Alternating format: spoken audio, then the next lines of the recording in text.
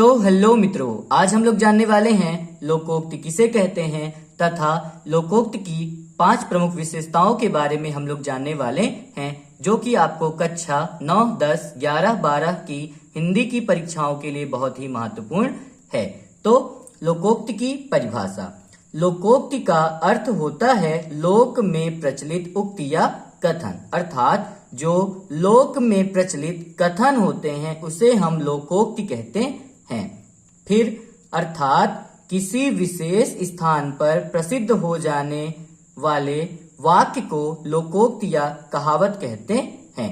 अर्थात किसी विशेष स्थान पर कोई भी वाक्य क्या हो जाता है, जब प्रसिद्ध हो जाता है तो उसे हम लोकोक्ति या कहावत कहते हैं। जैसे उदाहरण आप लोगों ने पढ़ा ही है, बहुत सारी लोकोक्ति आपने पढ़ी हैं, जिसमें से पहला उदाहरण है अकल बड़ी या भैंस। तो यह एक क्या है, लोकोक्ति है।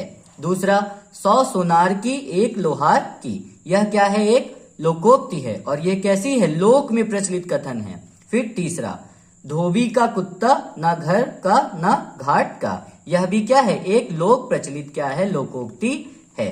अब हम जान लेते हैं लोकोक्ति की प्रमुख विशेषताएं। तो पहली विशेषता, लोकोक्ति पूर्ण वाक्य है।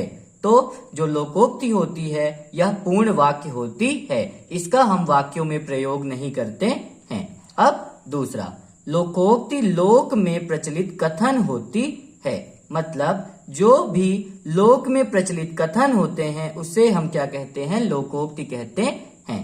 अब तीसरा, लोकोक्ति जीवन के अनुभवों पर आधारित होती है, मतलब जो लोकोक्ति होती है वह जीवन के अनुभव पर आधारित होती है। अब चौथा, इसका क्षेत्र मुहावरा की तुलना में विस्तृत होता है, अर्थात जो लोकोक्ति है मुहावरा की तुलना में ज्यादा क्षेत्रों में बोला जाता है या फिर बोली जाती है। अब पांचवा, लोकोक्ति स्वयं अर्थपूर्ण होती है।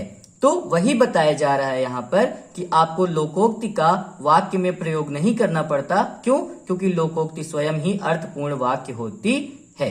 फिर छठवा, लोकोक्ति सीधे सीधे शब्दों या विलक्षण शब्दों में होती है, मतलब लोकोक्ति